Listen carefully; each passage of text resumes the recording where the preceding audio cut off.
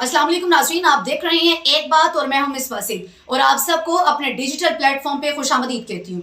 नाज़रीन, ये चंद दिन पहले की बात है कि किसी ने अपनी बीवी की चूड़ियां बेचकर, किसी ने अपनी बेटी की बालियां बेचकर, किसी ने अपना मोबाइल बेचकर और किसी ने अपने बेटे की साइकिल बेचकर बिजली के बिल अदा किए। अवाम ने एहतजाज किया, सड़कों पर निकली, अपना एहतजाज रिकॉर्ड कराया, लेकिन उस हुकूमत के सर पे जूं तक ना रेंगी और ये सोचा कि अवाम तो एहतजाज करती है फिर घरों में चली जाती है और वो एहतजाज जो है वो किसी नतीजे पर नहीं पहुंचता। ये आज उसका नतीजा है कि गैस के बिल जो है वो उसकी असम्पशन से ज्यादा भिजवाए गए हैं। हजारों के हिसाब से गैस के बिल भिजवाए गए। ये मैं आपको दिखा रही हूँ, ये मेरे घर का बिजली गैस का बिल है 44,690 रुपये, यानी कि 45,000 रुपया गैस का एक माह का ये बिल है। और अगर आप इसको ड्यू डेट के बाद जमा करवाते हैं तो आपका बिल जो है वो 50,000 रुपया हो जाएगा। और जब ये पूछा गया कि इसकी जो है वो इतनी कीमत क्यों है, तो जवाब ये मिलता है जनाब की जानिब से, जो स्वी गैस वाले बैठे हुए हैं, वो कहते हैं कि आपने इतनी गैस इस्तेमाल की है तो आपको इसलिए इतना बिल आया।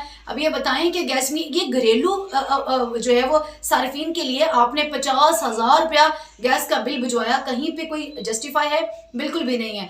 मकसद ये है कि क्या जो 42 या 50 अरब रुपया आपने आम इंतखाबात के ऊपर मुख्तस किया वो अब आप जो है वो गरीब आवाम की जेब से निकालेंगे, उसका खून चूसेंगे। जो पे करने वाले हैं वो तो मुश्किलात से होके जो है ना वो तो पे कर ही देंगे, लेकिन ये बताएं कि जो सफ़ेद पोश तबका है वो कहाँ जाएगा, वो क्या करेगा, वो कैसे बिल अदा करेगा? वो जिन्होंने ऑलरेडी जो अपनी चूड़ियाँ बालियाँ बेचकर, बच्चों की साइकिलें बेच के, अपने मोबाइल बेच के, अपनी मोटर बाइक्स बेच के, ये वो रिकॉर्ड्स हैं, ये वो केसेस हैं जो मीडिया ने भी रिकॉर्ड किए और उन लोगों के जो है वो वॉक्स पॉक्स भी रिकॉर्ड हुए मौजूद हैं और वो खुद अपने मुंह से ये बात बता रहे हैं कि हमने इस हालत में जो है वो बिजली के बिल अदा किए। हम अभी क्या देख रहे हैं कि इंतखाबात हुए, पहले ये तासुर दिया जा रहा था कि जैसे ही इलेक्शंस हो गए तो मुल्क में सियासी इस्तेहकाम आ जाएगा, हालात बेहतर हो जाएंगे। इलेक्शन हुए आज 12 दिन गुजर गए हैं, लेकिन मजाल है कोई सियासी इस्तेहकाम आया हो? आएगा भी कैसे? 12 दिन गुजर गए लेकिन हुकूमत साजी का मरहला ही वो मुकम्मल नहीं हो रहा। कहीं पीपल्स पार्टी जो ये बावर करवा रही है कि मैं हुकूमत बनाने के लिए नून लीग के साथ हूँ, हाँ, लेकिन मैं वजारतें नहीं लूंगी। भाई अवाम बेवकूफ है, यानी आप ये बताना चाह रहे हैं कि मैं गर्लफ्रेंड बन के जरूर रहूंगी लेकिन मैं निकाह में नहीं आऊंगी। अवाम बेवकूफ नहीं है, वो सब कुछ जानते हैं। आप वजारतें ना लें लेकिन आपको सदारत की कुर्सी भी चाहिए, आप वजारतें ना लें लेकिन आपको स्पीकर की कुर्सी भी चाहिए, आप वजारतें ना लें हाँ लेकिन आपको पंजाब की गवर्नरशिप भी चाहिए।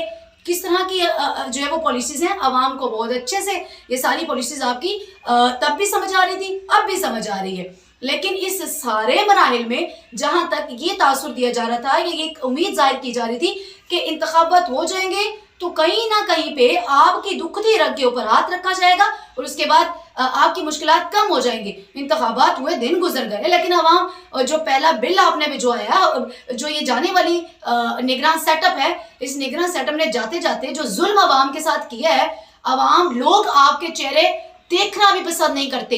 जिनको आपने घरों का बिल 45 से 50,000 रुपया भिजवाया, बिलीव करें वो आपको देने वाले तो उसको पे कर देंगे, लेकिन जो पे नहीं करेंगे वो आपकी उनकी जो आहें सिस्कियां बदुआएं हैं ना, उनसे आप बचें।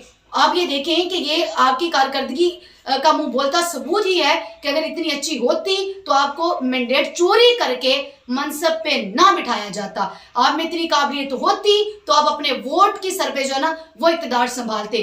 वोट चोरी करके, आप जिस मुल्क में वोट चोरी किए जाएं, आप अंदाजा करें कि उस मुल्क के खजाने का क्या हाल होता होगा, जहां पे जिस खजाने के ऊपर चोर डकैत सारे बैठे हों और फिर वो अवाम का मैंडेट चोरी कर सकते हैं तो यकीनन आपका खजाना भी चोरी कर सकते हैं। खैर, इसके साथ ही फिल वक्त मुझे दें इजाजत, अगली वीडियो में फिर मुलाकात होगी।